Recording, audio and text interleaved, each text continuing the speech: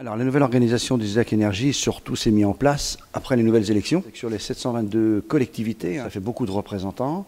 Et donc, le comité syndical avait déjà validé les années précédentes qu'il fallait revoir l'organisation. Et pour ce faire, il y a eu besoin cette fois-ci, non pas d'élire autant de délégués qu'il y avait par collectivité, mais 123 délégués qui se sont trouvés élus, ce qui permet aujourd'hui d'obtenir des réunions sereines, des réunions dont on est sûr qu'il y aura le quorum. Le travail est plus efficace, bien sûr, et surtout, on est sûr qu'ayant le quorum une première réunion, on n'a pas renouvelé une seconde réunion et perte de temps, puisqu'il y a quand même des gens qui se déplacent depuis tout le département.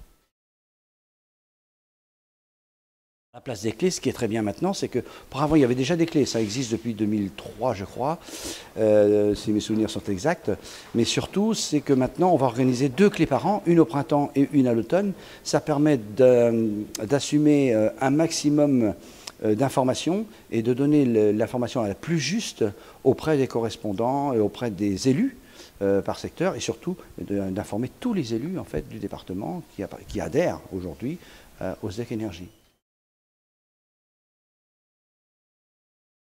Alors, les correspondants de proximité mis en place par le SDEC Énergie, en fait, correspondent parfaitement aux besoins qui avaient été exprimés par les différents élus, puisque maintenant, aujourd'hui, on sait à qui on a affaire exactement lorsqu'on a besoin d'une question pointue, si on a besoin d'une question sur l'énergie, si on a besoin d'une question sur le gaz, on sait exactement en fait à qui s'adresser, si on a besoin d'une question sur les effacements de réseau, sur les travaux.